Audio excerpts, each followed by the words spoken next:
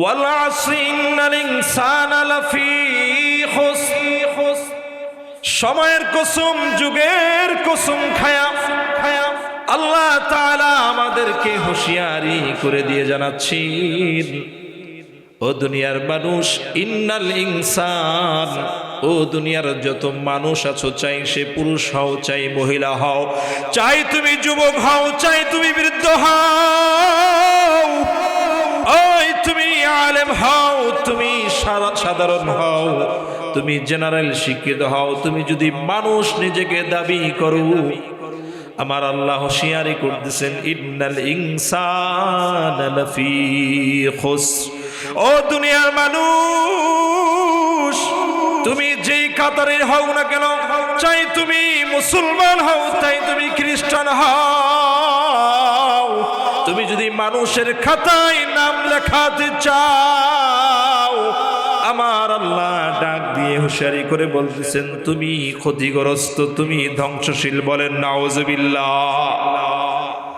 আল্লাহ তাআলা খুসরুন শব্দ ব্যবহার করেছেন, নোকসান বা খুসর শব্দ আল্লাহ ব্যবহার করেন নাই। উলামায়ে কেরামরা জানেন নোকসান এটা আরবি শব্দ। আমরা বলি না যে আমার লোকসান হয়েছে, লোকসান হয়েছে বলি না, মূলত শব্দটা লোকসান আর লোকসান না, নোকসান। শব্দটা কি? নুন কফ সদ আলিফ নুন, নোকসান, নোকসান। এটাকে আমরা বাংলায় লোকসান কই, লোসখান কই, অনেকে বলি নাকি, আমরা যেরকম পারি বলি। বাকি এটার আরবি শব্দ হলো নোকসান, মানে আমার ব্যবসায় লোকসান হয়ে গেছে, কি বলেন, বলে না? আচ্ছা, এটার অর্থ ক্ষতি, নোকসান অর্থ ক্ষতি, কিন্তু এই দুই ক্ষতির ভিতরে পার্থক্য আছে। কি পার্থক্য?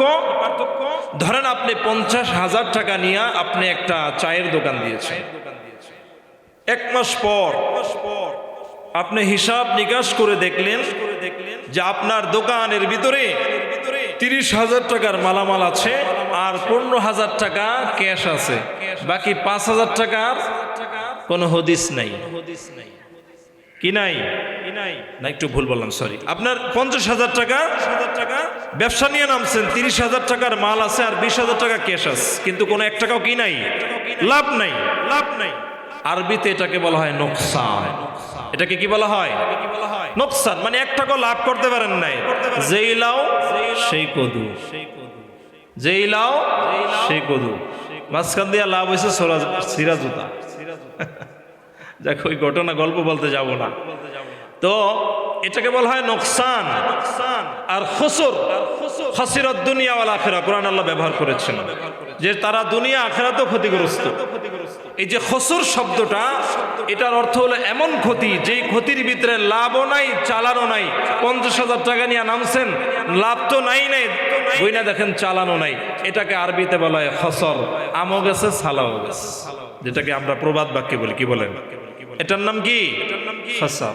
এই খসর শব্দ আল্লাহ তাআলা ব্যবহার করে কি বুঝিয়েছেন? যে দুনিয়ার সমস্ত মানুষ ক্ষতিগ্রস্ত, শুধু দুনিয়াতে না, সে পরকালে ক্ষতিগ্রস্ত, ইহকালেও ক্ষতিগ্রস্ত। তবে কিবে? তবে ইল্লাল্লাযীনা আমানু ওয়া আমিলুস সালিহাতি ওয়া তাওয়াসাউ বিল হক, ইল্লাল্লাযীনা আমানু ওয়া আমিলুস সালিহাতি ওয়া তাওয়াসাউ বিল হাক্কি ওয়া তাওয়াসাউ বিস সাবর। ও দুনিয়ার মানুষ, আমার আল্লাহ তাআলা জানিয়েছেন পৃথিবীর সমস্ত মানুষগুলো ক্ষতিগ্রস্ত, তবে 4টা গুণ যেই মানুষের ভিতরে থাকবে, 4টা বৈশিষ্ট্য যেই মানুষের ভিতরে থাকবে, আমার আল্লাহ তাআলা বলেন ওই 4 গুণ বিশিষ্টওয়ালা মানুষগুলা দুনিয়াতে সফল কাম, পরকালেও সফল কাম। চিল্লায়া বলেন সুবহানাল্লাহ।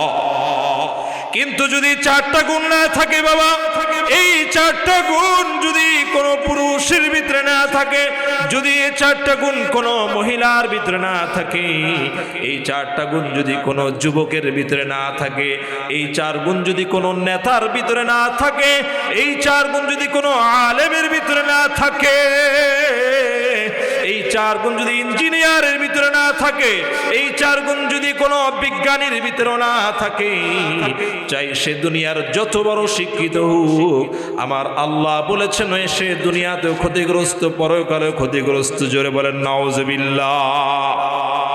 ইল্লাল্লাযীনা আমানু ওয়া আমিলুস সালিহাত। এক নম্বরে গুণ বৈশিষ্ট্য আল্লাহ তাআলা বলেছেন আমানু, ইমানদারওয়ালা। যে ব্যক্তির ভিতরে ঈমান থাকবে, যার ভিতরে ঈমান আছে, যার ভিতরে ঈমান নামক গুণটা আছে, যার ভিতরে ঈমান নামক বৈশিষ্ট্য আছে, চাই সে বৃদ্ধ হোক, চাই সে যুবক হোক, পুরুষ হোক, মহিলা হোক, আলেম হোক, গায়রে আলেম হোক, ওই ব্যক্তিটা দুনিয়াতে সফল কাম, পরকালও সফল কাম। চিল্লায়া বলেন সুবহানাল্লাহ। এই জন্য এক নাম্বার গুণ কি? জোরে বলেন, জোরে বলেন না। এক নাম্বার গুণ কি? ঈমান। এক নাম্বার গুণ কি? ঈমানটা এই বিজারি বাজারে কিনতে পাওয়া যায়, ঠিক কিনা? জোরে বলেন। এখানে ফ্যাক্টরি আছে না, ইটের ভাটায় তৈরি হয়, কেউ বিক্রি করে, গাছে ধরে। ও বাবা, ঈমান কি জিনিস? ঈমান কোত্থেকে আসে? ঈমানটা কেমন দেখতে? খায় না, মাথায় দেয়। একটা কারগুজারি শুনেছিলাম, আমেরিকা একটা জামাত গিয়েছে, তাবলিগ জামাত, বাংলাদেশের থেকে। যে এক আমেরিকান ইংরেজের বাসায় দাওয়াত দিতে গেছে। এখন যে দারোয়ান বলতেছে আমার স্যার তো বাসায় নাই। বলে স্যার কোথায়? বলে স্যার অফিসে। আসবে কখন? রাতে, নাইটে আসবে। তো তখন আপনারা কথা বলবেন? বলে আমরা নাইটেই কথা বলবো। বলে তখনও সময় হবে না, কারণ স্যার খুব ব্যস্ত থাকেন, আইসা সে রেস্ট করবে, এরপরে সকালবেলা যদি আপনারা সময় পান। কথা ঠিক আছে, আমরা সকাল পর্যন্ত এখানেই থাকবো। তো ওনারা অপেক্ষা করতে করতে ওই স্যারের বাসার দরজার সামনে ঘুমায় পড়ছে। সকালবেলা স্যার মর্নিং ওয়াক করার জন্য বের হয়েছে, দরজা খুলে দেখে কিছু জুব্বাদারি আর এরকম দাড়িওয়ালা লোক দরজার সামনে শুয়ে শুয়ে সমানে নাকটাই না ঘুমাইতেছে। এখন এদেরকে তাড়াতাড়ি ডাক দিস, উঠো উঠো, এই সিট ডাউন, কে তোমরা? কোত্থেকে আসছো? কি ব্যাপার? ডাক দিয়ে বলছে, দেখেন আমরা তো আপনার কাছে আসছিলাম একটা বিষয়।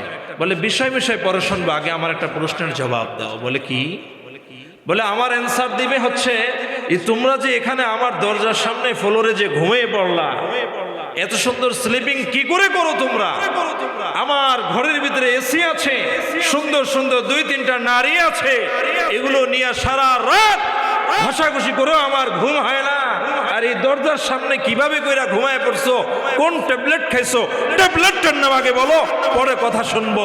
মুসলমান বলে আমাদের ট্যাবলেটের নাম একটাই, সেটা হলো লা ইলাহা ইল্লাল্লাহ মুহাম্মাদুর রাসূলুল্লাহ। এই রূপ আমেরিকার লোক, তুমি যে ট্যাবলেট খায়া ঘুমাইতে পারো না, তুমি এত সুন্দর এসিওয়ালা রুমের ভিতরে ঘুমাইতে পারো না, কারণ তোমার দুনিয়ার সব আছে, তোমার গাড়ি আছে, বাড়ি আছে, সুন্দর সুন্দর নারী আছে, হাতের তুরির সাথে সাথে তোমার সামনে নারীগণ উপস্থিত হয়ে যায়, কিন্তু তোমার ভিতরে শান্তি নাই, কারণ তোমার ভিতরে ঈমান নাই। একমাত্র ঈমান, একমাত্র ইসলামই তোমাকে শান্তি দিতে পারে। এছাড়া তুমি যত মত আর যত পথ গ্রহণ করবে, এগুলো একটার ভিতরে কোনো শান্তি নাই। ঠিক কিনা? জোরে বলে, আরো জোরে বলে ঠিক কিনা? ওই ঠিক আমাকে মাঠ পর্যন্ত, পরে আর মনে থাকে না, পরে আর ইসলামের কথা মনে থাকে না যে কোনটা দিয়ে আমাকে দেশে শান্তি হবে, এটার মনে থাকে পরে। আল্লাহ আমাকে সবাই বুঝার তৌফিক দান করেন, বলেন আমিন। এই জন্য এই কালিমার ট্যাবলেট যদি গ্রহণ করো তাহলে শান্তি বাবা। এ মুসলমান, মুসলমানদের ঘুম দেখে কাফেররা ঈমান আনে। সেই মুসলমান আল্লাহ আপনাকে আমাকে বানাইছে বিনা দরখাস্তে। ঠিক কিনা? জোরে বলেন। আপনার আমিও মুমিন ইমানদার ইমানের দাবি করি, কিন্তু আপনার আমার ইমানটা সস্তায় পাইছি, এই জন্য আমাদের কাছে দাম নাই। ঠিক কিনা জোরে বলে? বাজারে গেছে, একজনে বাজারে গেছে ঘোড়া কিনতে, এখন লঙ্গি উস্কায়া শার্টের কলার উঠায়া হাঁটতেছে। এখন একজন বেটা ঘোড়া বিক্রি করবি? বলে হ্যাঁ ঘোড়া তো বিক্রি করবো। বলে ঘোড়া কত? বলে আগে বলো ঘোড়া কিভাবে কিনবা তুমি? নিজে সম্পদ অর্জন করছো না বাবার টাকায়? বেটা নিজে কামাইছি, নিজে কামাইছি। আছে না কিছু নিজে কামাইলে একটা ভাবটা আলাদা থাকে, কলারটা উস্কে এলায়, একেবারে লুঙ্গিটা দেখবেন বুকটা সামনের দিকে, মনে হয় যে প্রায় 8 মাস চলে আর বুকের ভিতরে। কি বলেন, হয় না? মানে মাথার নিচের দিকে দিতে পারে না, লুঙ্গি এমনি পরে মনে হয় যে সিটি কর্পোরেশনের ঝাড়ুদার দেখতে পারে দিয়ে দিচ্ছে। তো যেদিক যাওয়া দিক দিয়ে মোটামুটি ঝাড়ু দেওয়া হয়ে যায়। কি বলেন, ঠিক না? পুরুষের টাকনো নিচে কাপড় পরা জায়েজ আছে? হারাম। কি বলেন? হারাম।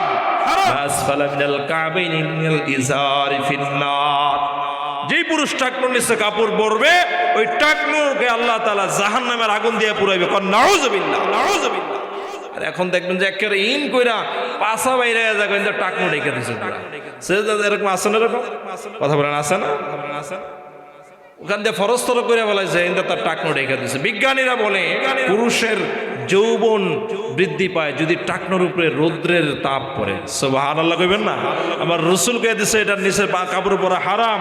এটা গবেষণা করছে বিজ্ঞানীরা। কেন হারাম, কি সমস্যা এর ভিতরে? দেখে যে পুরুষের যদি টাকনোগুলো ঢেকে রাখে অতি দ্রুত তার যৌবন নষ্ট হয়ে যায়। ঠিক কিনা জোরে বল? ঠিক কিনা জোরে বল? এর জন্য কাপড় পরব কোথায়? টাকনোর উপরে, হাঁটুর নিচে। টাকনোর উপরে, হাঁটুর নিচে পরবেন তো ইনশাআল্লাহ। ইনশাআল্লাহ কান শোনা কি কিছু আমলও করবো তো ভাই ইনশাআল্লাহ। এখন এখন তুমি কিভাবে কিনবা? বলে নিজের টাকায় কিনবো। বলে তোমার কাছে ঘোড়া বিক্রি করবো না, চলে গেছে। বেচবে না আর কি করবে, জোর করে তো আর কিনা যায় না। তো পরের হাটে আবার গেছে, এই মিয়া ঘোড়া বিক্রি করবা? বলে নিজের টাকায় কিনবা? না, বাবায় টাকা দিছে, বাবার টাকা দিয়ে ঘোড়া কিনবো। হ্যাঁ তোমার কাছে ঘোড়া বিক্রি করবো। বলে কি ব্যাপার? ওই দিন নিজের টাকায় ঘোড়া কিনতে চাইছি, বিক্রি করবা না, এখন বাবার টাকার কথা শুই না বিক্রি রাজি হইছো, কারণ কি? বলে নিজে কষ্ট করে যেটা অর্জন করেছো এটা ব্যয় করতে তোমার জন্য কষ্ট, এই জন্য খুব দামাদামি করতাম, মুলামুলি করতাম, আমি বেশি লাভ করতে পারতাম না তোমার থেকে। আর আজকে যখন বাবার টাকায় আসছো, এটা তো বাবার টাকা, তোমার টেনশন নাই, তুমি ধুমায়া 5 টাকারটা 10 টাকাও কিনা ফেলবা। আসে না এরকম বলা পায়েন? বাপের থেকে টাকা নিয়ে ফুটাঙ্গি করে আইফোন কিনে। কিরে যুবকরা, নিজে কামাই করে দেখ আইফোন কিনা কত কষ্ট।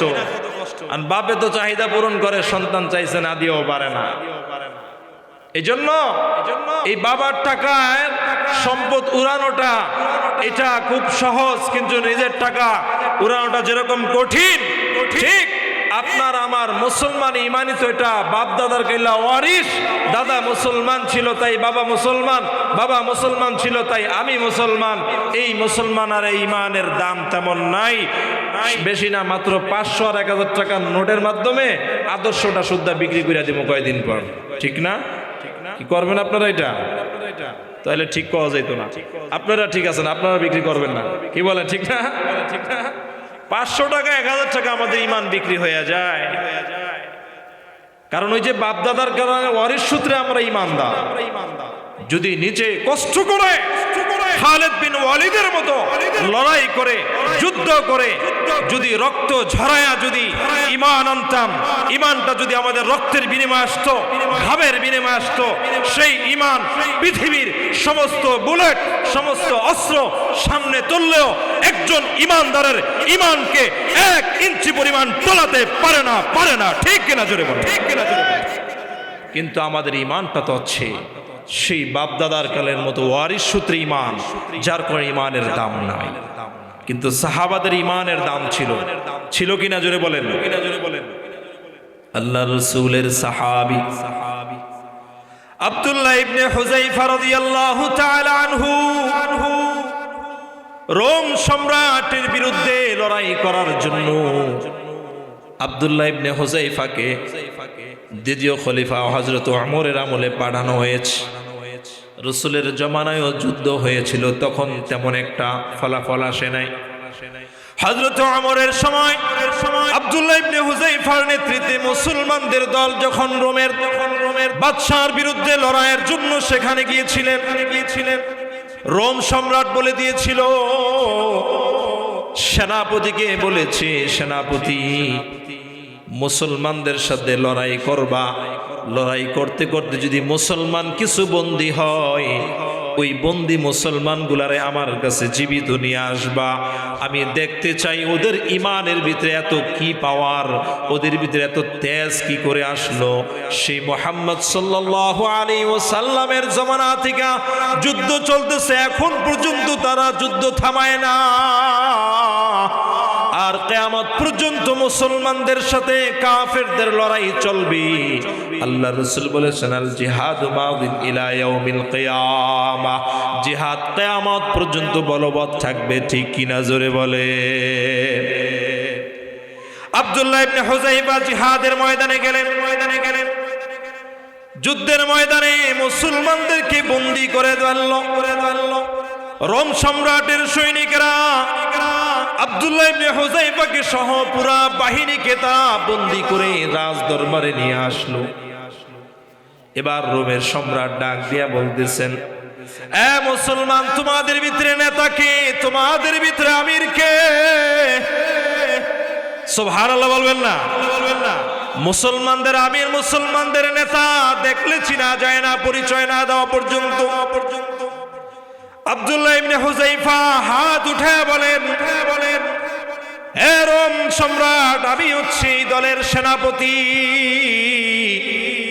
আমি এই দলের আমির, আমি নেতা।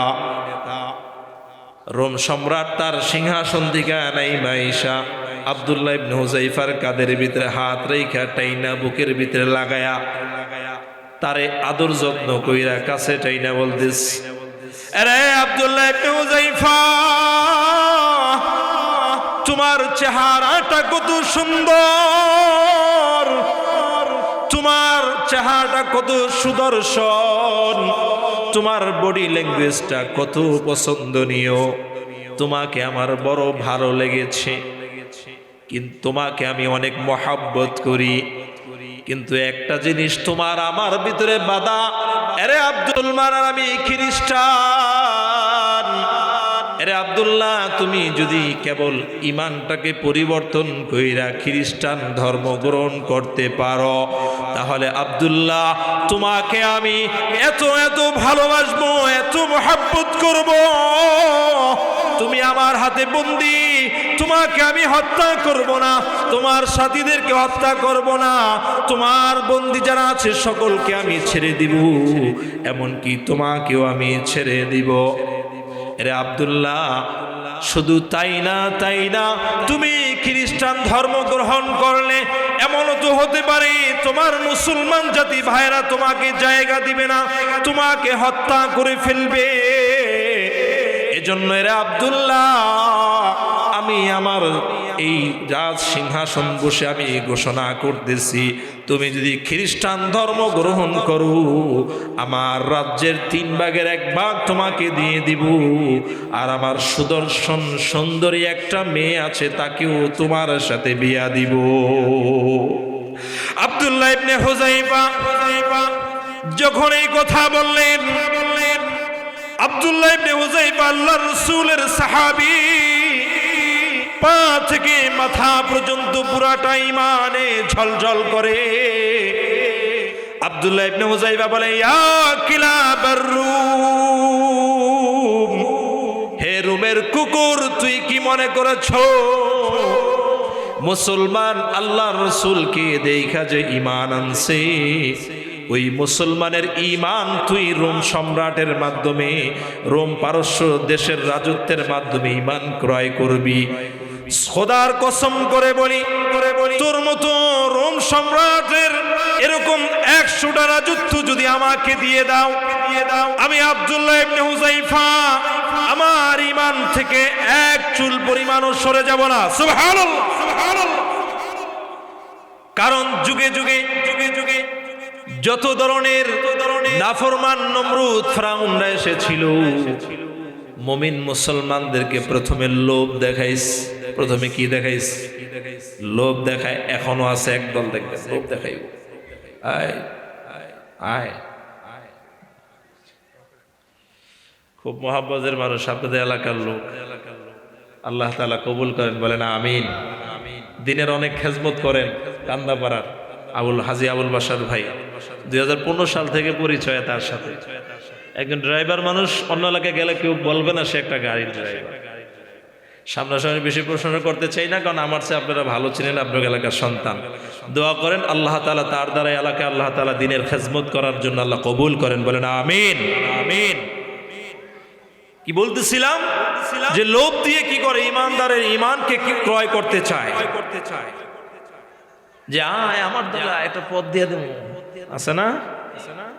আরে আস না, দ্বিগুণে দেখবি নে, কয়েকটা কাট করে দ্বিগুণে ধরে, এই বাতা সেই বাতা বিধু বাতা আরো কত বাতা। যে কোনো দলই করতে পারে, আমি কারোর নাম নিচ্ছি না ভাই, কারণ আমি রাজনীতিবিদ না, আমি রাজনীতিবিদ না। আমরা দোয়া করি আল্লাহ তাআলা আমাদেরকে এমন যোগ্য নেতৃত্ব দেন, যোগ্য এমন নেতা দেন, যেই নেতা আমাদের দেশ এবং মানুষ এবং ইসলামের কল্যাণে কাজ করবে। সকলে বলেন আমিন। আল্লাহ সে যেই দলের হোক, যে হোক, কি বলেন ঠিক না? তো লোভ দেখাবে, এরপর যদি কাজে না হয় ভয় দেখাবে। কি বলেন? যুগে যুগে ভয় দেখাইছে না? বিগত পতিত ফ্যাসিস্ট আমলেও ওলামায়ে কেরামদেরকে বহু জেল জুলুমের ভয় দেখানো হয়েছিল। কি বলেন ঠিক কি না? কিন্তু ওলামায়ে কেরাম জেলে গিয়ে ফাঁসির কাস্টে ঝুলেছেন। আল্লামা সাইদি রহমাতুল্লাহ আলাইহিকে দুনিয়া থেকে বিদায় করে দিয়েছেন, কিন্তু তারা বাতিলের সাথে কখনো আপোষ করেন নাই। ঠিক কিনা জোরে বলে? এখনো যারা ওলামায়ে কেরাম আছেন, হক্কানি ওলামায়ে কেরাম, এরা জীবন দিতে প্রস্তুত থাকবেন, কোনো বাতিলের সামনে আপোষ করবে না। ঠিক কিনা জোরে বলে? আব্দুল্লাহ ইবনে হুযায়ফা লোভ দেখাইছে, কোনো কাজ হয় নাই। এবার আব্দুল্লাহ ইবনে হুযায়ফার নামে আইন জারি করে দিয়েছে, জল্লাদকে ডাক দিয়ে, জল্লাদ, এ জল্লাদ, আব্দুল্লাহ রে জেলের ভিতরে ঢুকায় দাও, কোনো খাবার দিবা না, পানি দিবা না। 1 সপ্তাহ পর্যন্ত কোনো খাবার দেয় নাই, পানি দেয় নাই। আল্লাহ রাসূলের সাহাবী আব্দুল্লাহ ইবনে হুযায়ফা 1 সপ্তাহ পর্যন্ত খাবার নাই, পানি নাই, কিন্তু ঈমান ছাড়ার প্রশ্নেও কোনোদিনও 1 চুল পরিমাণ আপোষ করেন নাই। 1 সপ্তাহ পর ডাক্তার পাঠাইছে, যায় দেখো আব্দুল্লাহর কি অবস্থা। যায় দেখে আব্দুল্লাহ ফ্লোরের ভিতরে পড়ে আছে বেহুশ অবস্থায়। আয়েশা রোম সম্রাটকে বলতেছে, রে বাদশা, এখন যদি আব্দুল্লাহকে যদি খাবার না দাও, আব্দুল্লাহ মৃত্যুবরণ করবে। রোম সম্রাট কইতেছে, ডাক্তার, আব্দুল্লাহকে মরতে দেওয়া যাবে না, যাবে না। যদি আব্দুল্লাহ এই অবস্থায় মৃত্যুবরণ করে তার আদর্শের উপরে, তাহলে আব্দুল্লাহ জয়ী হয়ে যাবে, আমি পরাজয় বরণ করব। যাও যাও, আব্দুল্লাহর জন্য খাবার নিয়ে যাও, কিন্তু খাবার নিবা শুকরের মাংস, আর নিবা মদ মিশ্রিত পানি। শুকরের মাংস আর মদ মিশ্রিত পানি নিয়া আল্লাহ রাসূলের সাহাবী ইমানদার আব্দুল্লাহ ইবনে হুযায়ফার সামনে নিয়া উপস্থিত। ডাক্তার বলতেছে, রে আব্দুল্লাহ, এই নাও খাবার, নাও খাবার খাও, খাবার খায়া শক্তি বানাও।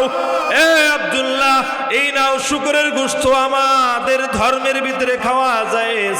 এই নাও মদ পানীয়, এটাও আমাদের ধর্মে জায়েজ, এটা খাও। আব্দুল্লাহ ইবনে হুযায়ফা আল্লাহ রাসূলের সাহাবী না খায়া যে বেহুশ হয়ে পড়ে রইছেন, যখন এই হারাম খাবারের কথা তার কানের ভিতরে পৌঁছেছে, এ মুসলমান, আব্দুল্লাহ ইবনে হুযায়ফা বসা থেকে দাঁড়ায় গেছেন, আর একটা ধমক দিয়েছেন, একলাবার রুম, এ রুমের কুকুরেরা আমার জন্য হারাম খাবার এনেছো। মুসলমান না খেয়ে মরে যাবে, তারপরও এক ফোঁটা পরিমাণ হারাম গ্রহণ করবে না। চিল্লায়া বলেন না সুবহানাল্লাহ, আরো জোরে সুবহানাল্লাহ। আর আমাদের অবস্থা যদি কয় 500 টাকায় ধরে 600 টাকা দিব মাস, 1 মাস পরে আমার সুদে টাকা লাগে, কি বলে আছে না? আপনাদের এখানে নাই, এখানকার মানুষ সব ভালো আলহামদুলিল্লাহ, কোনো সুদ ঘুষের সাথে কেউ জড়িত না। আছে কোন কি আল্লাহ যারা আছে এদেরকে হেদায়েত দাও, কোন আমিন। সুদ ঘুষ সুদে লাগায় দাও, টাকা দিয়ে সুদে লাগান, আর ওই যে টাকার বিনিময়ে আবার টাকাও নেন, আবার 10 মণ দানও নেন, ওইটাও সুদ। এটা বুঝতে হবে। এই সুদ ঘুষ এগুলা খাওয়া কুকুরের পায়খানা খাওয়া সমান, ঠিক কিনা জোরে বলেন? সুদ খায় যারা এরা কুকুরের পায়খানা খায়। কোন সুদ খায় যারা এরা কি খায়? শুকর খায়, কুকুর খায়। ঠিক এলা জোরে ভাই, ঠিক এলা জোরে। লজ্জা থাকলে এগুলা কোনো মুসলমান খাইতে পারে না, কি বলেন ঠিক না? কোন মুসলমানের দ্বারা হারাম খাওয়া এটা সম্ভব না, যার ভিতরে ঈমান আছে। ঈমান ওই যে ওয়ারিস সূত্র ঈমানদার, এই জন্য আমাদের কাছে সুদ ঘুষ এটা কিছু না হুজুর, এটা তো উপটুকু মাত্র হজ করে আসছে, এটা ধরা যাবে না। এই টেবিলের ডয়ের খুলে দিচ্ছে না, রাখো। হাজি সাহেব মানুষ ডয়েরে থুয়ে গেছে গা, ওটা কিছুক্ষণ পর হাজি সাহেব হাত দিয়া ধরে নাই, তখন জায়েজ হয়ে গেছে। একটু সামনে সুফিগিরি দেখাইছে। আমার একজনে বলতেছে, সেনা অফিসার আমার এলাকার ভিতরে, হুজুর কত যে দরবেশ দেখলাম। আমি একজন আর্মি পারসন, আমার ওই এভিডেন্ট টাকা উঠাইতে গেছি, এখন ওই জায়গায় যারা বৈশা থাকে, এই বড় দাড়ি একজন বৈশা রইছে, ওই কিছু সারি নাই জন্য খালি আমার ঘুরাইতেছে, আমার টাকাটা দিতেছে না, সাইন করতেছে না। এখন অনেকদিন পর যখন গেছি, কই ভাই বদিউল ভাই আসছেন, ভালো কথা, কিছু বলবেন? আরে আমার নামাজের সময় গেছে, টুপিটা কইরে কিছু বললে বলেন, নাহলে নামাজ পড়লে। কত বড় নামাজিওয়ালা, বান্ডিল দিবে না, এই জন্য সে নামাজে যাইতেছে। এরকম আসেনি আমার নেতার চরিত্র কিসের মতো পবিত্র? নামাজ পড়ার মতো, কুকুরের মতো পবিত্র। কিসের মতো? কুকুর দেখছেন নি? ঠ্যাং উস্কায় মতে, ঠ্যাং উস্কায় প্রসাব করে না, কি লিগা? গায়ে লাগবো, এটা নাপাক না, গায়ে সিডা লাগলে সমস্যা, শরীর নাপাক হয়ে যাবো। কিন্তু প্রসাব টসাব করে একটু পরে যায় খায় কি? কয় না, পায়খানা খায় না, এটা হলো কুচ্ছার মতো পবিত্র হয়েছে, কি বুঝছেন নি? এই ধরনের অভ্যাস খাসত যাদের আছে, আল্লাহ হেদায়েত দেখো না, আমিন। আল্লাহ রাসূলের সাহাবী আব্দুল্লাহ ইবনে হুযায়ফা হারাম গোশত গ্রহণ করেন নাই, মদ মিশ্রিত শরাব পানীয় গ্রহণ করেন নাই। এবার ডাক্তার ঈশা বাদশারে জানাইছে, বাদশাহ এ কেমন মুসলমান, এ কেমন ইমানদার, 1 সপ্তাহ পর্যন্ত এক ঢোক পানিও পান করতে পারে না। 1 সপ্তাহ পরে এত সুন্দর ভাজা শুকরের গোশত দিলাম, খাইল না। এত সুন্দর মদ দিলাম, খাইল না। এ কেমন ইমানদার, তার ইমান দেখাই তো আমার ভিতরেই নরবর শুরু হয়ে গেছে। সুবহানাল্লাহ। এবার রোমের বাদশা দেখে এভাবে খাবারে কষ্ট দিয়া, পানিতে কষ্ট দিয়াও মুসলমানদেরকে দমন করা যায় না, ঠিক কিনা জোরে বলেন? ফিলিস্তিনের মুসলমানদেরকে খাবারের পানি দিয়া কষ্ট দিয়েছে, ইসরায়েল পানিতে দিয়া কষ্ট দিয়েছে, ঔষধ দিয়া চিকিৎসা দিয়েও কষ্ট দিয়েছে, কিন্তু ফিলিস্তিনের হামাসরা মাথা নত করে নাই, ঠিক কিনা জোরে বলে?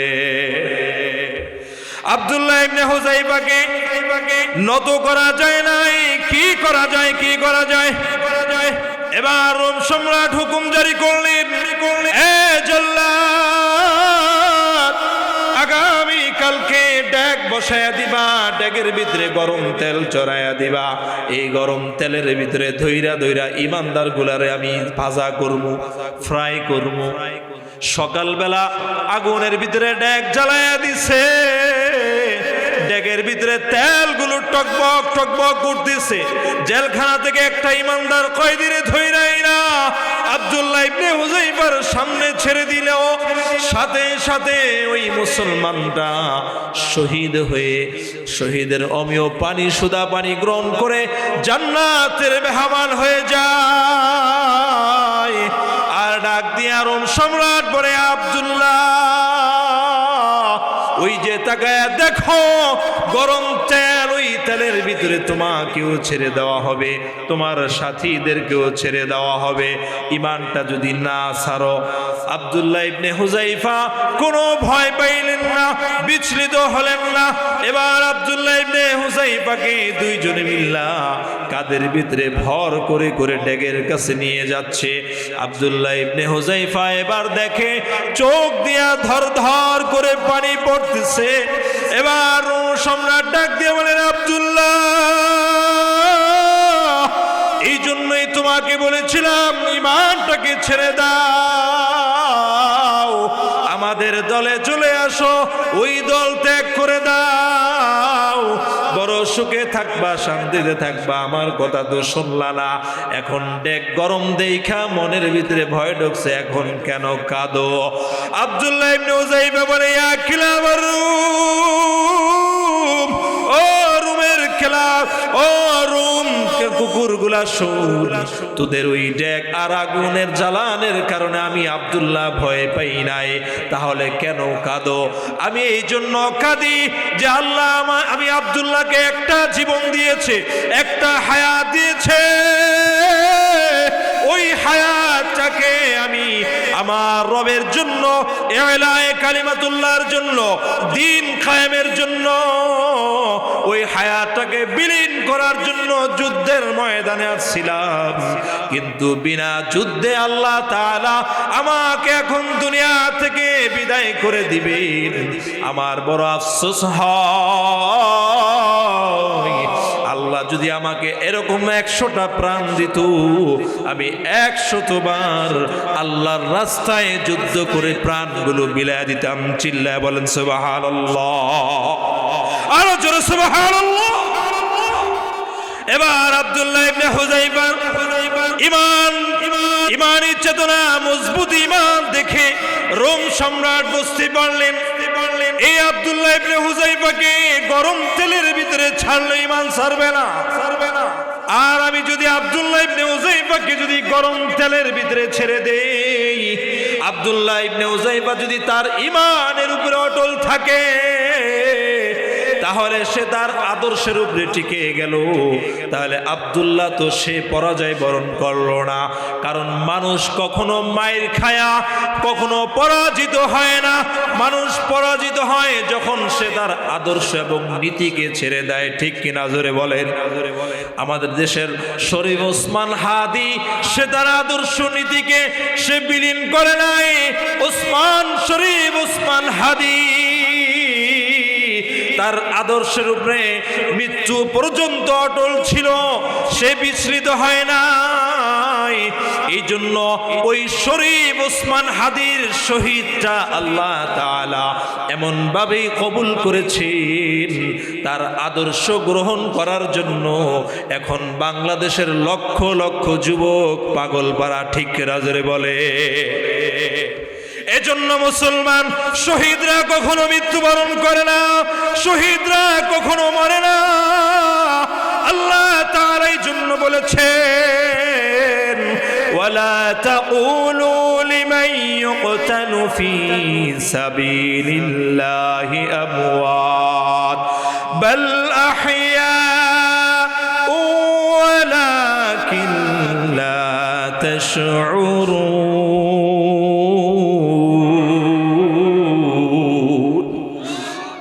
আল্লাহ তাআলা বলেছেন, দুনিয়ার মানুষ তোমরা শহীদদেরকে কখনো মৃত্যু বলবে না, মৃত বলবে না। মৃতরা জীবিত, বরং তারা জীবিত, কিন্তু তোমরা বুঝো না, টের পাও না। একজন শরীফ ওসমান হাদিকে ওরা গুলি করে শহীদ করেছে, কিন্তু লক্ষ লক্ষ শরীফ ওসমান হাদি আল্লাহ ঘরে ঘরে পয়দা করে দিয়েছে। ঠিক কিনা জোরে বলে? আব্দুল্লাহ ইবনে হুযাইফাকে এবার রোম সম্রাট বলতেছে, আব্দুল্লাহ ইবনে হুযাইফাকে মারা যাবে না। এবার বলে, আব্দুল্লাহ যাও যাও, তোমাকে আমি ছেড়ে দিব, ক্ষমা করে দিব, কিন্তু তুমি আমার কপালে একটা চুম্বন করে দাও। আব্দুল্লাহ ইবনে হুযায়ফা বলতেছে, আমার জান বাঁচবে, এর বিনিময়ে আমি একটা কাফেরের কপালেও চুমু দিব না। তবে হ্যাঁ দিতে পারি এই শর্তে, যদি আমি সহ আমার যত সাথী, যত মুসলমান তোমার কারাগারে বন্দী, সমস্ত মুসলমানদেরকে তুমি মুক্তি দিবা, এই শর্তে আমি তোমার কপালে একটা চুমু দিতে পারি। চিল্লায়া বলেন সুবহানাল্লাহ। এই জন্য একজন মুসলমান তার ঈমান এতটা যিনি প্রকৃত মুমিন হন, সমস্ত পৃথিবীর পরাশক্তির সামনেও দাঁড়িয়েও সে কার কথা বলে? জোরে বলেন না, কার কথা বলে? এক আল্লাহর কথা বলে। লা নাখাফু আহাদান ইল্লাল্লাহ, কাউকে ভয় করে না, একমাত্র কাকে? জোরে বলেন না, আল্লাহ ছাড়া কাউকে ভয় করি না। ঠিক কিনা জোরে বলেন? মুমিনরা কখনো ভয় করে না, মুমিনরা মৃত্যুকে ভয় করে না। তবে বেঈমানি মৃত্যুর ভয় মুমিনের আছে কি আছে না? যেই কথার থেকে আমি এসেছিলাম যে ঈমানদার, ঈমানি মৃত্যু, ঈমান যদি আপনার আমার ভিতরে থাকে, বৈশিষ্ট্য থাকে, তাহলে আপনার আমি ক্ষতিগ্রস্ত হব না। সময় অনেক দীর্ঘ হয়ে যাচ্ছে, আমি সংক্ষেপে সূরা আসরের তাফসীর, আপনারা তাফসীরুল কোরআন দিয়েছেন, তাফসীর একদিনে শেষ করা সহজ না, ঠিক কিনা জোরে বলেন? তা আমি সংক্ষেপে এখন তরজমাটুকু শুধু বলে দিচ্ছি। এক নম্বরে গুণ তো আল্লাহ তাআলা ঈমানের কথা বললেন, দুই নম্বরে গুণ বলেছেন ওয়া আমিলুস সলিহাত। শুধু ঈমানই না, কম্বল মোড়া দিয়া ঘরে শুয়ে থাকতে কইছে আল্লাহ, ফজর নামাজ না পড়লেও চলবো নাকি? হ্যাঁ, কথা বলেন নাকি আমল করা লাগবে? করা লাগবে তো। নামাজ পড়বো তো মসজিদে ইনশাআল্লাহ, জামাতের সাথে পড়বো। কিসের সাথে ভাই? এই মসজিদ আবাদ আমাদের করা লাগবে। মসজিদ আবাদ হয় নামাজের দ্বারা, মসজিদ আবাদ হয় মসজিদের খেদমত করার দ্বারা। মসজিদের খেদমত করা সুন্নত ইব্রাহিম। কার? ইব্রাহিম আলাইহিস সালামের সুন্নত। কার সুন্নত বলেন? মসজিদের খেদমত করা কার সুন্নত? ইব্রাহিম আলাইহিস সালামের। কারণ ইব্রাহিম আলাইহিস সালাম ঘর নির্মাণ করেছেন বাইতুল্লাহ। বাইতুল্লাহ নির্মাণ করেছেন কে? ইব্রাহিম আলাইহিস সালাম। এজন্য আমরা মসজিদ নির্মাণ, মসজিদ আবাদের কাজ করবো তো ইনশাআল্লাহ। কারা কারা রাজি আছেন? আল্লাহু আকবার। আল্লাহ সকলকে কবুল করেন, বলেন আমিন। তোবারক দিয়ে দেবো ইনশাল্লাহ কিছুক্ষণের ভিতরে। যারা আছেন তাড়াতাড়ি আয় পড়েন, রাস্তায় যারা আছেন দ্রুত আসেন ইনশাল্লাহ। শেষ সময় হইল, আসেন দোয়ায় শরীক হন, দোয়া করবো। আল্লাহ এরা বোঝে নাই, এই জন্য একটু দূরে ছিল, কিন্তু শেষ কালেও আইছে। আল্লাহ এই শেষ সময় হইল, তুমি সবার হাতের ছিল কবুল করে নাও। এই দোয়া আল্লাহ কাছে করলে এই গভীর রাত্রে তাহাজ্জুদের সময় আল্লাহ দোয়া কবুল করবেন কি করবেন না? জোরে বলে। এই তাহাজ্জুদের সময় যেই দোয়া করে বান্দা, ওই দোয়া কবুল হয়ে যায়। এই জন্য এখন দোয়া হবে তাহাজ্জুদের সময়। কত আল্লাহর বান্দারা, আল্লাহর কত মাখলুক, তারা আল্লাহ তাআলার তাসবিহ পড়তেছে। এদের সাথে যখন আমাদের দোয়া মিলিত হয়ে যাবে, আমাদের সাথে ফেরেশতারা আমিন বলবেন, ওই দোয়া আল্লাহ তাআলার আরশে আজিমে পৌঁছে যাবেন। বলেন আমিন। এজন্য যারা এখনো রাস্তাঘাটে আছেন, আমি সকলকে বলবো আপনারা চলে আসেন, প্যান্ডেলে চলে আসেন। আমার মা বোনেরা যারা আছেন, মা বোনদের জন্য প্যান্ডেল করা হয়েছে। মা বোনরা হচ্ছেন আমাদের এই সুন্দর একটি সমাজ উপহার দেওয়ার কারিগর, ঠিক কিনা জোরে বলেন? আমার মা বোনরা তারা যদি ঘরগুলোকে সুন্দরভাবে ইসলাম দিয়ে সাজায়, ওই ঘর থেকে এক একটা ইসলামের ফুল তৈরি হয়, ঠিক কিনা জোরে বলে? এজন্য আমাদের মা বোনদের অবদান, একটা পরিবার দিনদার হওয়া, নামাজি হওয়া, মসজিদের খেদমত করনেওয়ালা হওয়া, এটার বড় অবদান হচ্ছেন আমার মা বোনেরা, ঠিক কিনা জোরে বলে? এজন্য আমরা সকলেই মিলেমিশে যখন খেদমত করব, পুরুষ এবং মহিলা, এই উপমাটা আমি আমার মায়ের থেকে শিখছি। আমি আমার কথা বলছি, আমার মা বলতেন, বাবা, আমার মা আলহামদুলিল্লাহ দিনের ভালো খেদমতে আছেন, আমি সেটা এখানে নাইবা বললাম। আমার মা আমাকে উপমা দিয়ে বলতেন যে পুরুষ এবং মহিলা, স্বামী এবং স্ত্রী, এরা দুইজন হচ্ছে ওই যে রিক্সা বা সাইকেলের যে টায়ার এবং টিউব দেখো, এই টায়ার এবং টিউবের মতো। কেমন মা? আমার মা বলতেছে যে বাবা, ওই যে তোমার বাহির থেকে যত ধরনের ইটের খোয়া বলো, ওচা নিচা জায়গা বলো, এই যে রাস্তা দিয়া যে গাড়িটা চলে, এই সমস্ত শক্ত জিনিসগুলোর যত বাধা বিপত্তি এটা টায়ার ট্যাকেল দেয়। এই টায়ার যখন ঠিক থাকে তখন টিউবটা ঠিক থাকে, আর টিউবটা ভিতরে থাইকা ভিতরটাকে পুরা হাওয়া দিয়া চাক্কাটাকে ভালো রাখে এবং গাড়িটা সুন্দরভাবে চলে। যদি টিউব লিক হয়ে যায় অথবা টায়ার কোনো একটা বাস্ট হয়ে যায়, কোনো একটা ছাড়া আরেকটা যেরকম চলবে না, ঠিক পুরুষ মহিলা সেরকম পুরুষ বাহিরের সমস্ত ঝড় ঝাপটাগুলো এগুলো ট্যাকেল দিবে। আর মহিলা ঘরের ভিতরে যত ধরনের অন্যায় অপরাধ এগুলো থেকে সন্তানদেরকে দূরে রেখা, পরিবারকে দূরে রেখা ঘরটাকে ইসলাম দিয়ে সাজাবে। এই দুইজনের যখন মেহনত একত্রিত হবে ওই ঘরটা ইসলামের একটা সুন্দর বাগান হয়ে যায়। কোন সুবহান। এই জন্য আমাদের মা বোনদের অবদানও অনেক বেশি, কি বলেন ঠিক না? ঠিক না? এই জন্য আল্লাহর ঘর মসজিদের খেজমতটাও যদি আমরা পুরুষ যেরকম করব মহিলারাও করব। সুযোগ আছে কি আছে না বলেন?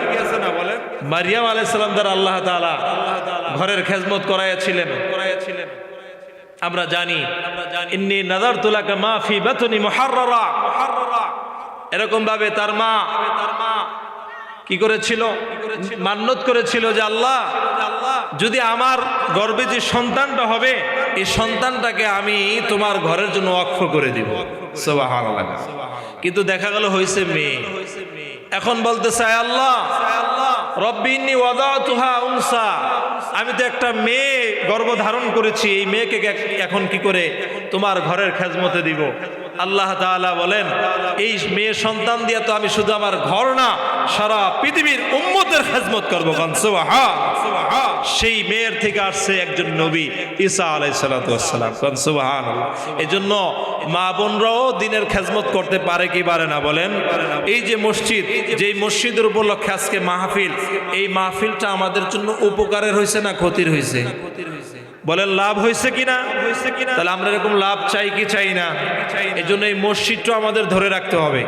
মসজিদের অনেক কাজ আছে, এই কাজগুলো আমরা যদি করি, স্বতঃস্ফূর্তভাবে করি, আমার দিল থেকে করি, আল্লাহর ঘর মসজিদের কাজ যদি এর জরুরত আমি পুরা করি, আল্লাহ তাআলা আমার দুনিয়া এবং আখিরাতের জরুরত পুরা করে দিবেন। কোন সুবহান।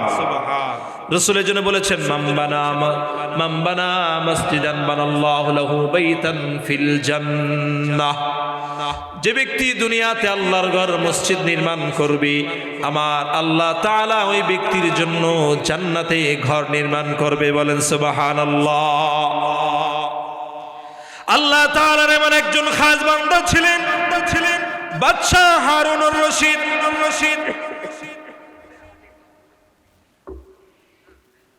বাদশাহ হারুনুর রশিদ আল্লাহ তাআলার একজন খাঁটি বান্দা ছিলেন এবং বাদশাহ ছিলেন। এই বাদশাহ হারুনুর রশিদ নিয়ত করলেন আমি একা একা মসজিদ বানাবো, এই মসজিদটা আমি একা গড়বো, কাউরে শরীক নিব না। এরকম আছে না অনেকে? আমি বলতে পারি আপনাদের এই ফরিদপুরের, আচ্ছা যা ঘটনাটা পরে বলিনি, ফরিদপুরের গোল্ডেন লাইন যে গ্রুপের গাড়িগুলো আছে চিনেন তো আপনারা? করিম গ্রুপ আমার মুসলিম ছিল, ওনার বাবা আলহাজ করিম গ্রুপ, আলহাজ করিম সাহেব, উনি এভাবে নিয়ত করছে যে আমি একা মসজিদ বানাবো, কারো নিমুন এলাকা। পরে ইমাম সাহেব হুজুর ওনারা ডাক দিয়ে বলতেছে যে হাজী সাহেব আপনি যে একা মসজিদের ঘোষণা দিলেন, আপনার আল্লাহ টাকা দিছে, আপনি 50টা মসজিদও করতে পারবেন, কিন্তু এলাকায় এমনও দরিদ্র মানুষ আছে যার মনে চায় যে সে 10 টাকা দিতে পারে, এর বেশি তার ক্ষমতা নাই, ওই বেচারা তো একটা মসজিদ করার ক্ষমতা রাখে না, তাহলে আপনি তো তার এই মসজিদ বানানোর যে সওয়াব এর থেকে মাহরুম করলেন। বলে কি বলেন হুজুর? কয় তাই? তাহলে ঠিক আছে আপনি কইয়া দিয়েন মসজিদে আমি 5 বস্তা সিমেন্ট দেবো, মসজিদ করব। মসজিদে 5 বস্তা সিমেন্ট দিবে মসজিদ করার জন্য। কিন্তু যখন মসজিদে ঘোষণা দিয়েছে সবাই কানা বসা শুরু করছে, হাজী সাহেব 5 বস্তা সিমেন্ট লাগাইছে একতলা মসজিদ করব, অথচ এখানে তো তার উচিত ছিল 2-10 টন রডের ঘোষণা দেওয়া। কি বলে ঠিক না? তো যখন মোটামুটি কালেকশন হয়েছে, ভালো টাকাই কালেকশন হয়েছে, পরে শেষে বলতেছে হুজুর কত হইলো? কয় এত টাকা হয়েছে। কত দরকার? কয় আরো অনেক, প্রায় 2-3 লাখ টাকা। যা লাগে সব আমি দিলাম। হাজী সাহেব ব্যাপার কি? ব্যাপার হলো আমি যদি আগে ঘোষণা দিয়ে দিতাম তাই পাবলিক 1 টাকাও দিত না। কিন্তু হাজী সাহেবের মসজিদ হ্যাঁই করুক, আমাকে দেওয়ার দরকার নাই। কি বলেন ঠিক না? এই জন্য সবাইরে শরীক নিলাম যাতে করে সবাই সওয়াব অর্জন করতে পারে। এরকম নিয়ত করছে বাদশাহ হারুনুর রশিদ যে আমি একলা মসজিদ করুম, কারো টাকা নিতাম। মসজিদও বানাইস বাদশার উপরে কোনো কারো কথা চলে? যেমন আমাকে বিগত সময়ে আমাদের পতিত সরকার 560টা মডেল মসজিদ করছে না? করছে না? হ্যাঁ, শেখ মুজিবের রেখে যাওয়া টাকা দিয়ে করছে নাকি? হ্যাঁ, কথা কয় না, হাজার টাকা দিয়ে করছে। আর মিয়া সৌদির সরকার যে ইমাম পাঠাইছিল ওই ইমাম সব টাকা দিয়ে গেছে, 200 মিলিয়ন কোটি ডলার দিয়ে গেছে। সেই টাকা দিয়ে 560টা মসজিদ না 1000 মসজিদ করার কথা ছিল। টাকা খায়া সব দুর্নীতি করছে, যা করছে এগুলো টাইস এখন খুইলা খুইলা পড়ে এই মডেল মসজিদগুলো। কি বলে ঠিক না? তো যাই হোক, এই বাদশা হারুনুর রশিদ মসজিদও করছে, মসজিদ করা শেষ, উদ্বোধনও শেষ, দোয়া কালাম হয়ে গেছে হুজুর দিয়া। এখন রাতের বেলা যখন ঘুমাইছে, বুজুর্গ মানুষ স্বপ্নে দেখাইছে এক ফেরেশতা আইছে, এ বাদশা হারুন, আল্লাহর ঘর মসজিদ বানাইছো, আল্লাহ তাআলা খুশি হইয়া তোমার জন্য জান্নাতে ঘর বানাইছেন, চলো তোমাকে ঘর দেখায় আনি। বাদশা হারুনুর রশিদ স্বপ্নে যোগে তার নামের যে জান্নাতের ঘর আল্লাহ বানাইছেন, ওই ঘর দেখা চতুর্দিক দিয়া ঘুইরা ঘুইরা দেখে, ঢোকার তো অনুমতি নাই, কারণ এখনো হায়াত আছে। চতুর্দিক দিয়া দেখা আসার পরে দিয়া এখন যখন চলে আসে দেখে ঠিক তার অপোজিটিভে আরেকটা ঘর, তার এলাকার ভিতরে একজনের নাম। এখন বাদশা হারুন বলতেছে, এই আল্লাহর বান্দা বোধহয় আমার মতন 1 লাখটা মসজিদ বানাইছে, এজন্য বোধহয় তাকেও আল্লাহ তাআলা একটা জান্নাত দিছে। ফেরেশতা স্বপ্নের ভিতরে ডাক দিয়া বলে, রে বাদশা হারুন, না না, তুমি যেটা ভেবেছো এই লোক একটা একা মসজিদ করে না, এই লোক এক মসজিদের ভিতরে একটা ইট দান করছে। এই একটা ইট দান করার বিনিময়ে আল্লাহ তার নামে একটা জান্নাতে ঘর বানায় দিছে। বলেন সুবহানাল্লাহ। লোকটার কেহ নাই, তোমার ওই মসজিদের কাজ যে মিস্ত্রি এবং যুগালি করেছিল, ওই একজন যুগালি। এই স্বপ্ন দেখার পর বাদশা হারুনুর রশিদ ঘুম থেকে লাফ দিয়ে উঠে গেছে, ডাক দিয়া সমস্ত মিস্ত্রি আর যুগালিরে ডাকছে, এই নামের কোন ব্যক্তি আছো, দাঁড়াও। ওই লোক দাঁড়ায় গেছে, বলে, তুমি এমন কি আমল করো, এমন কি কাজ করেছো, আমি স্বপ্নে যুগে দেখেছি তোমার নামে মসজিদ নির্মাণের কারণে একটা জান্নাতে আল্লাহ ঘর বানায়া দিছে। সুবহানাল্লাহ। ওই লোক দাঁড়ায় বলতেছে, বাদশা হারুন, সাহস পায় না আপনাকে টাকা দিতে, কিন্তু আমি একটা গরিব যুগালি, আমারও মনে চায় আমি মসজিদ নির্মাণ করে আল্লাহর থেকে, জান্নাত থেকে আমি ঘর নিব, কিন্তু আমার তো সেই পরিমাণ সম্পদ নাই, আমার সেই সমর্থক নাই। এজন্য আমি কি করেছি, আমার পিঠা বাড়ির ভিতরে যেটা আমি আমার বাবার থেকে ওয়ারিশ সূত্রে পেয়েছি, ওই ভিটার মধ্যে থেকে একটা পাথরের ইটা, দামি ইটা পেয়েছি। ওই দামি পাথরের ইটাটা ওই আপনার মসজিদের ইটার ভিতরে আমি ঢুকাইয়া দিছি রাতের অন্ধকারে। আপনিও জানেন না, কেউই জানে নাই, কেউ দেখে নাই। বাদশা হারুনুর রশিদ টান দিয়া বুকে জড়িয়ে দিছে, এ ভাই আমার বুকে আয়।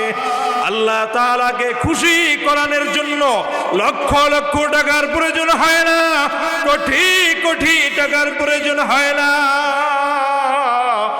আখলিস দীনাকা ইয়াকফিকাল আমালুল কলিল। ইখলাসের সাথে যদি একটা ইটও কেউ দান করে, ওই একটা ইটের কারণে আল্লাহ তাকে জান্নাত দিয়ে দেন। চিল্লায় বলেন সুবহানাল্লাহ। এজন্য আল্লাহ তাআলার কাছে জান্নাত পেতে গেলে লক্ষ লক্ষ টাকা লাগে না। ইখলাসের সাথে যা করবেন দান, যে আল্লাহর ঘর কে চালাচ্ছে, কে ইমামতি করছে, কে এখানে কথা বলতেছে, কে মাতবরি করতেছে, এটা আমার দেখার দরকার নাই। ঘরটা কার? চিল্লায় বলেন না, ঘরটা কার?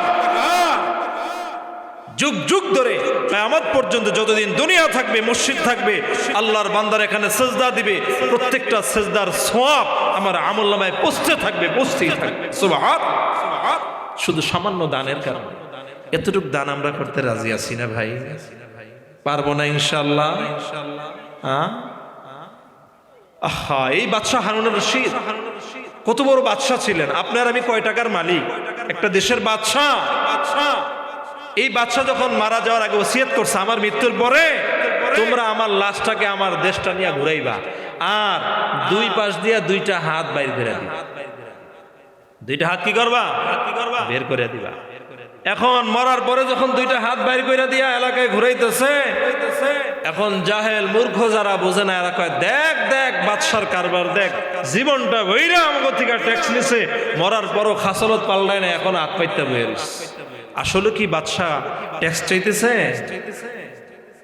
বাদশাহ কি চায় না? ট্যাক্স চায় না। একজন ডাক দিয়ে বলতেছে, এই মূর্খ, বাদশাহ তো তোমার থেকে ট্যাক্স চায় না, বাদশাহ তোমাকে শিক্ষা দিতেছেন শাহ হাতেম বরা নামি, জিন্দেগানি ফকর ফানি, জিন্দেগানি ফকর ফানি, কুছ नहीं जाएगी साथ, শাহ হাতেম বরা নামি গিয়া খের খালিহা। ও দুনিয়ার মানুষ, তোমার আমার একটা জিন্দেগি বাদশাহ হারুনুর রশিদ শিক্ষা দিছে। এ আমার দেশের প্রজারা, দেখ দেখ, আল্লাহ আমাকে একটা বাদশাহী জিন্দেগি দিয়েছিল, কিন্তু এটা সামান্য একটা জিন্দেগি। আমি এত বড় দেশের বাদশাহ হওয়া সত্ত্বেও মৃত্যুর পরে আমার হাতের ভিতরে একটা পয়সাও যায় নাই। আমি বাদশাহ হারুনও খালি হাতে কবরে গিয়েছি। সুবহানাল্লাহ। বাদশাহ হারুন যদি খালি হাতে যায়, আপনার আমার কাফনের ভিতরে লাখ টাকার বান্ডিল দিয়ে দিবে। ঠিক না? ঠিক না? জোরে বলেন ঠিক না? তাহলে কোন আশায় টাকা জমায় রেখে দিচ্ছেন? কি জন্য রাখছেন? আল্লাহর ঘর মসজিদ, এত সুন্দর মসজিদ, আল্লাহর ঘরের জন্য চাওয়া মানে আল্লাহর জন্য চাওয়া। আল্লাহর জন্য চাওয়ার পর ফিরিয়ে দিলে আপনি পরে আল্লাহর কাছে চাইবেন কোন আশায়? আল্লাহ তো আপনাকে ফিরিয়ে দিতে পারেন। কি বলেন ঠিক না? ঠিক না? এই জন্য ফিরিয়ে দিব আমরা।